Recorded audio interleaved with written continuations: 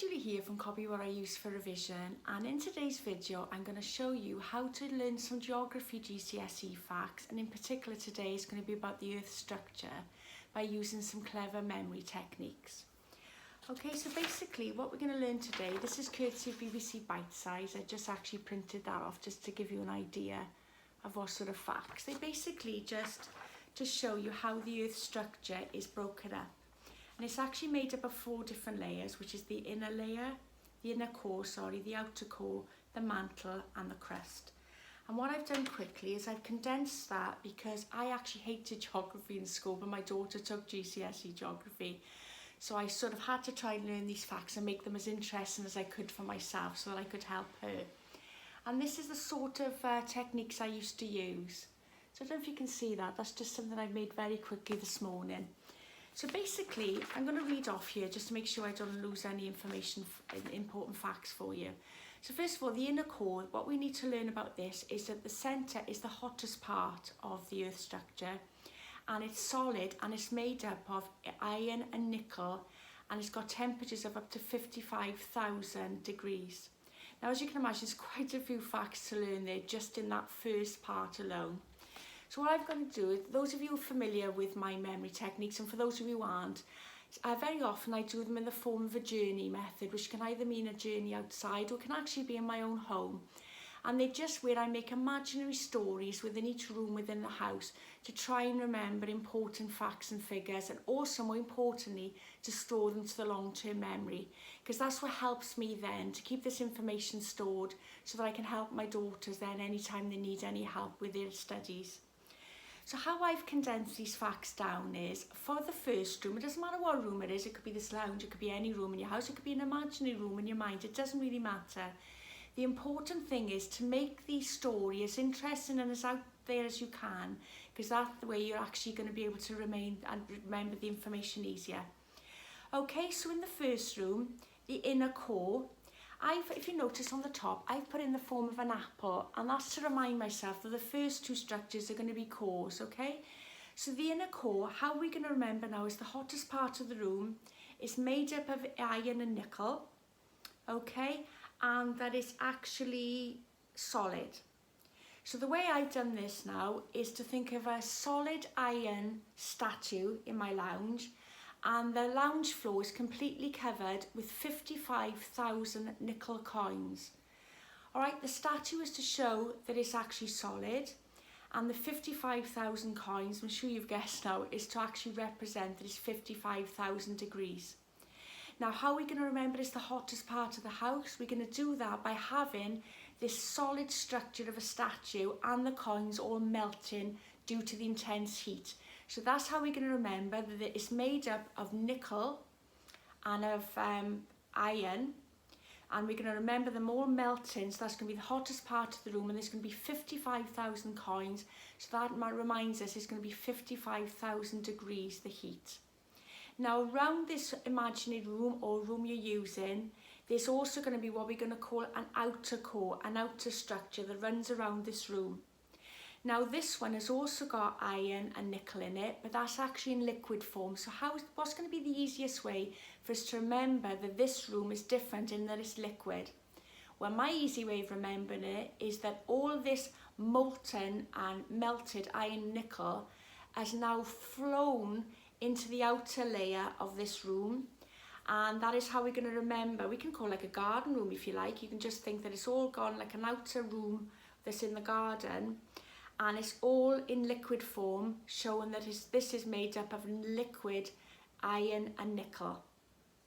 Okay, now the next part to remember is mantle. Now, this is a particularly tricky one. If I just read out what the mantle consists of, it's the wider section of the Earth. It has a thickness of approximately 2,900 kilometres, and the upper part of the mantle is called the asthenosphere. Forgive me if I'm saying this wrong. As I say, geography is not my finer point again. In fact, on my report, they used to say Julie has not tried this again. Very true, but at least I'm trying. It is made up of semi-molten rock called magma. Now that's a big mouthful, as you can imagine, all of that. So to condense this down, I'll read down as I've written it down so I don't miss out anything. So we're talking about room 3 now, which is the mantle. Let's break it down to remember it by a man.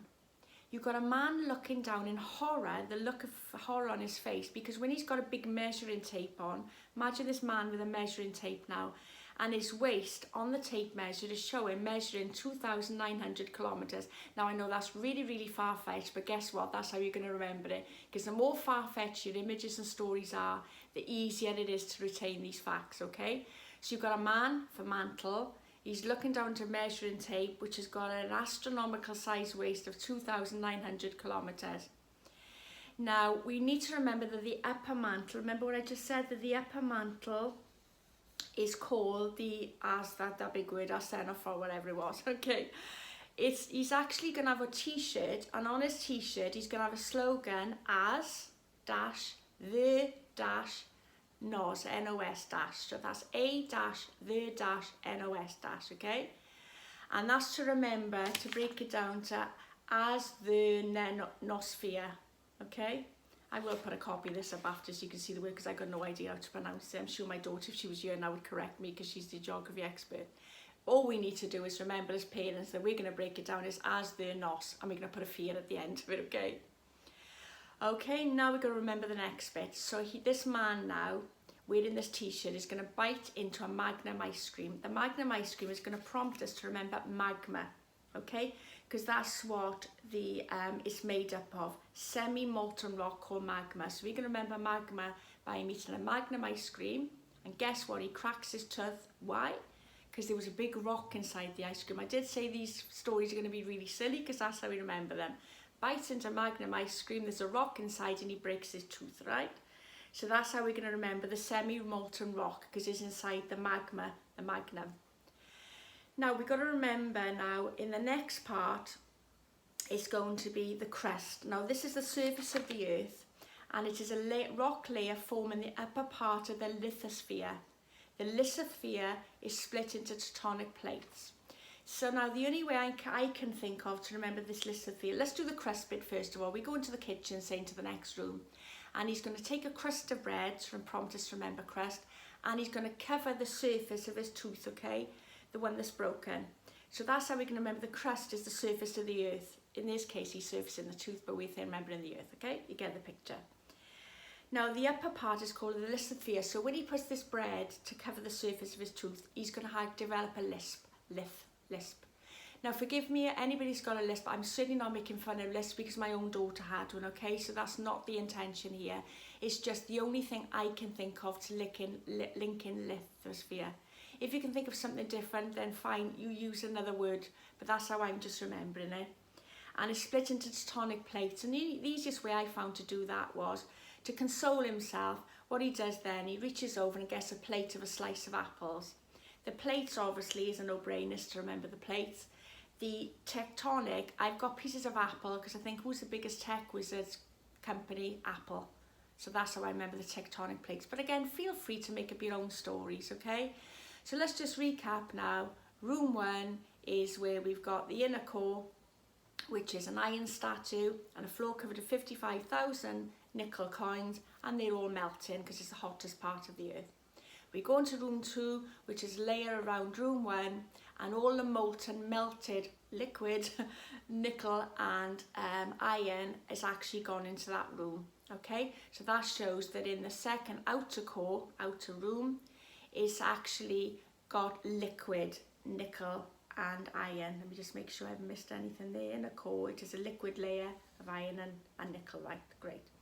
The mantle is the widest part of the Earth. So remember, we're going to remember that by his wide waist, where he's looking down to measuring tape, a man, to remember mantle. And it's got 2,900, beg your pardon, kilometres.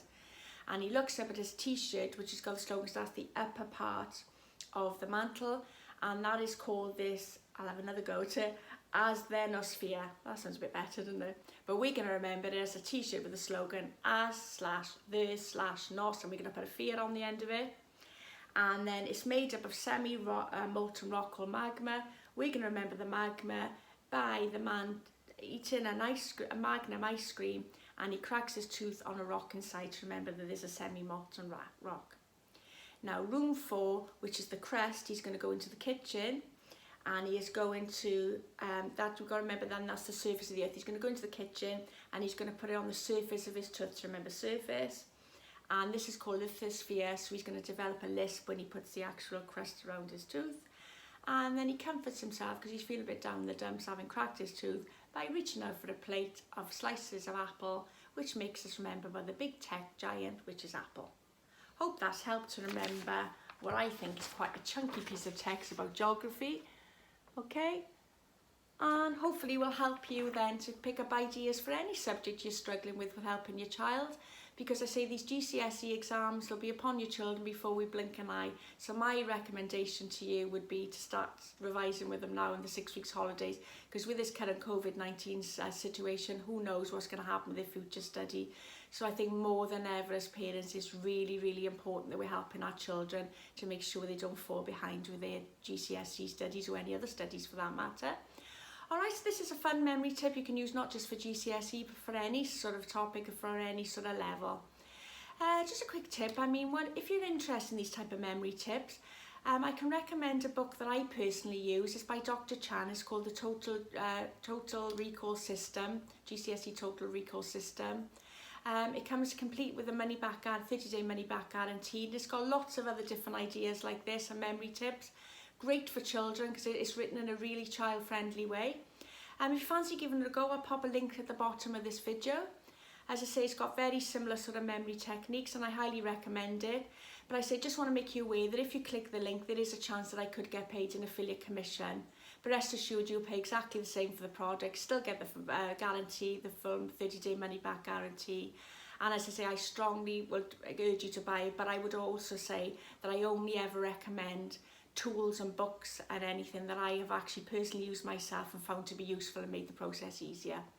Okay, so it's a bit of a longer video today, but I just wanted to try and help parents because I know it's a really difficult time at the moment, and to try and make revision as easy as I can.